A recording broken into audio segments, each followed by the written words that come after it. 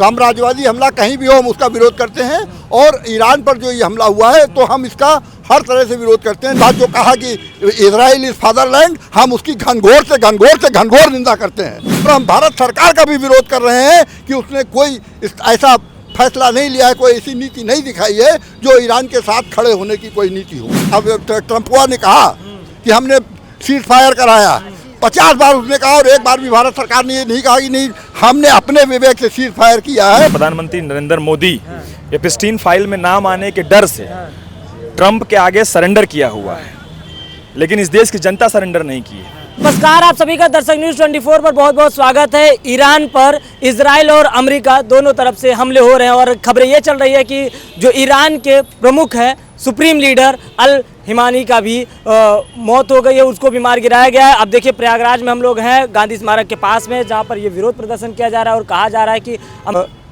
America जो हमला कर रहा है उसको बंद करे, इजराइल की तरफ से हमले बंद हो और ईरान को मुक्त किया जाए। किस लिए आप लोग विरोध कर रहे हैं और क्या है? देखिए, पहली बात तो हम ईरान पर जो हमला हुआ है वो उसकी निंदा करते हैं, और हमला कहीं भी हो, साम्राज्यवादी हमला कहीं भी हो हम उसका विरोध करते हैं। और ईरान पर जो ये हमला हुआ है तो हम इसका हर तरह से विरोध करते हैं। नंबर एक, ईरान हमारा मित्र देश रहा है और अमेरिकी साम्राज्यवाद के दबाव में हमारी सरकार ने ईरान के साथ मैत्री धीरे धीरे कम करते हुए पहले उससे तेल लेना कम किया, उसके बाद चाबहार जो बंदरगाह है जहाँ पर हमारा क्लेम था उसको कम किया।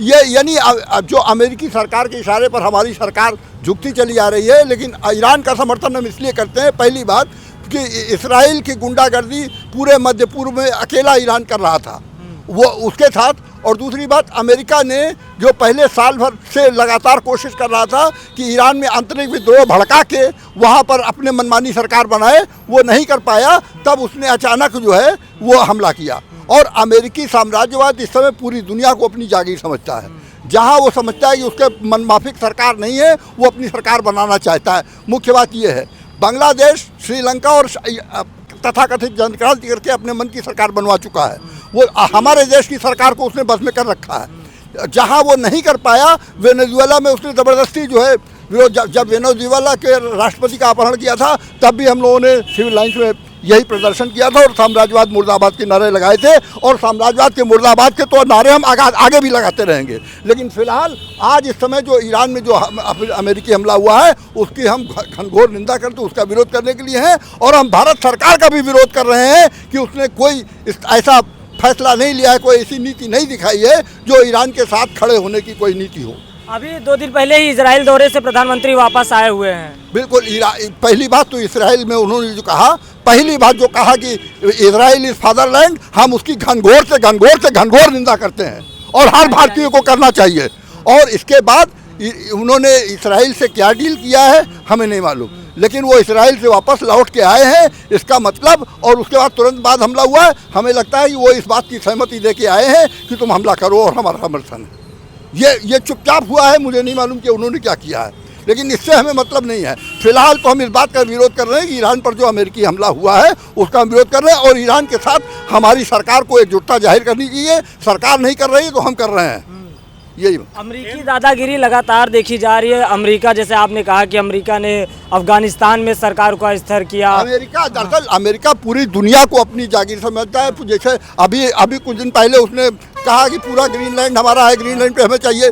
जब यूरोप ने और कनाडा ने ये विरोध किया कि नहीं ग्रीनलैंड पर आपका मलकाना नहीं चलेगा, तो ग्रीनलैंड का एक थोड़ा सा ज़मीन का टुकड़ा लेके वो मान लिया है। लेकिन वो समझता ये है कि दुनिया के सारे संसाधन हमारे हैं। चूँकि आप जानते हैं कि वेनेजुएला में सबसे ज़्यादा तेल के भंडार हैं, तो तेल के भंडारों पर कब्जा करने के लिए उसने पहले कोशिश की, पहले सरकार बदलना चाहा, वो नहीं कर पाए, तब उन्होंने जो है, और ये वो साफ साफ कहता है, लेकिन साफ साफ आरोप वो ये लगाता है कि वो नशे की तस्करी करता है। इसका कोई सबूत नहीं है। जैसे ईरान के खिलाफ वो आरोप लगाता रहता है कि ईरान में परमाणु परीक्षण हो रहा है, परमाणु बम बना रहा है, इसका कोई सबूत नहीं दे पाया। पिछले 20 सालों से अमेरिका यही रट लगाए, लेकिन कोई सबूत नहीं दे पाया, और उसको सबूत की परवाह नहीं है। वो तो सबूत दे चाहे न दे, आरोप भी लगाएगा, और आप आरोप लगाने के बाद सजा भी करेगा, जो पहले 20 साल पहले वो इराक में कर चुका है, अब वो ईरान में करने जा रहा है। और हमें इसी का बात का विरोध करना है। हम उस समय भी विरोध कर रहे थे, हम आज भी विरोध कर रहे हैं। ईरान के सुप्रीम लीडर की मारे जाने की खबर है।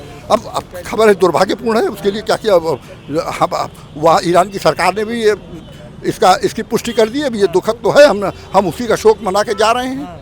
नहीं तो अब ईरान के सुप्रीम लीडर के कई बयान बड़े चर्चाओं में रहते हैं। उन्होंने महिलाओं का जो बयान है, महिलाओं को प्रति पहले ईरान की अपनी सरकार में उसकी आंतरिक जो नीति है वो उनकी अपनी नीति है, उसकी हम समीक्षा कर सकते हैं, लेकिन उनकी आंतरिक नीति के आधार पर किसी दूसरे देश को फैसला नहीं लेना है कि हम इस सरकार को बदलेंगे। वो उनकी आंतरिक नीति है, वहाँ की जनता का विरोध करना है। हम उसकी जनता के साथ हैं, वो दूसरी बात है। हम ये इशू पर देखेंगे, लेकिन इस बात पर क्या अमेरिका का हक बन जाता है कि ईरान की सरकार बदले? ईरान में जो कुछ भी हो रहा है तो क्या अमेरिका का ये हक बनता है कि वो ईरान में परिवर्तन करे?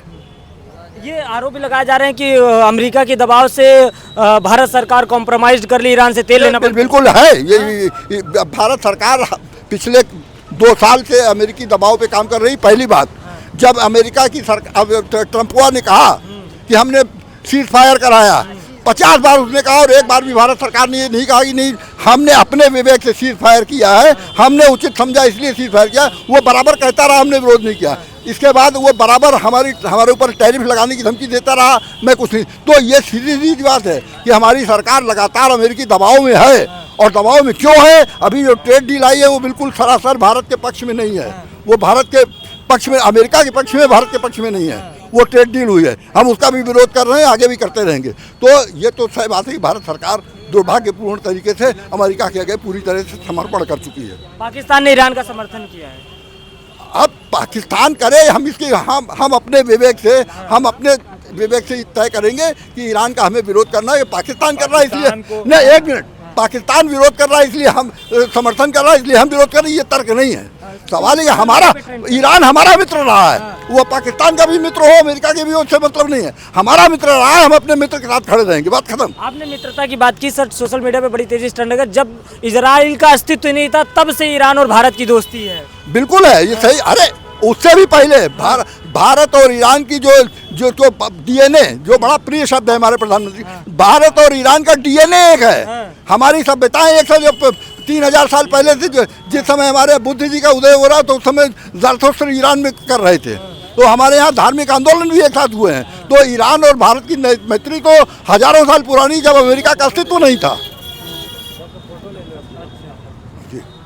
कॉम्प्रोमाइज्ड पीएम और समेत टाइम लेके के आज लगभग जम्मू कश्मीर ले लीजिए, लखनऊ ले लीजिए, कई ऐसे जगह पे जहाँ पे ईरान के प्रमुख सुप्रीम लीडर के मारे जाने के बाद लगातार धरना प्रदर्शन किए जा रहे हैं और लोग शोक मना रहे हैं। देखिए, हमारे देश का प्रधानमंत्री नरेंद्र मोदी एप्स्टीन फाइल में नाम आने के डर से ट्रंप के आगे सरेंडर किया हुआ है, लेकिन इस देश की जनता सरेंडर नहीं की है। इस देश की जनता आज भी न्याय के, अमन के पक्ष में है। ईरान पर किए जा रहे जो हमले हैं, कातिलाना हमले, जिसमें 100 से ज़्यादा बच्चियां मारी गई, बच्चे मारे गए हैं, स्कूलों पर मिसाइलें गिराई गई हैं, अस्पतालों में मिसाइलें गिराई गई हैं, इस मानवता पर जो हमला हो रहा है, जो इजराइल और अमेरिका के गठजोड़ में किया जा रहा है, और जो दुनिया को ये मैसेज दिया गया कि नरेंद्र मोदी जिस दिन इजराइल गए उसी के ठीक अगले दिन ये हमला कर नरसंहार करने वाला युद्ध अपराधी नेतन्याहू, इजराइल का प्रधानमंत्री नेतन्याहू, इन दोनों को सजा दी जाए। जिस आप कह रहे हैं स्कूल की बात कर रहे हैं, कल जो तस्वीरें निकल करके आई, लगभग 51 बच्चों की दुखद मौत हुई जब एक मिसाइल सीधे स्कूल पे गिरी। 51 नहीं, सैकड़ों, 100 से ज्यादा ये आंकड़ा पहुंच चुका है अभी तक। 51 बहुत अर्ली खबर थी, लेकिन अभी तक का जो अपडेट है वो सैकड़ों बच्चं के मारे जाने की खबर है। सीधे स्कूल पे मिसाइल गिराई गई है। ये दिखाता है कि अमेरिका का जो चरित्र है वो कितना अमानवीय है।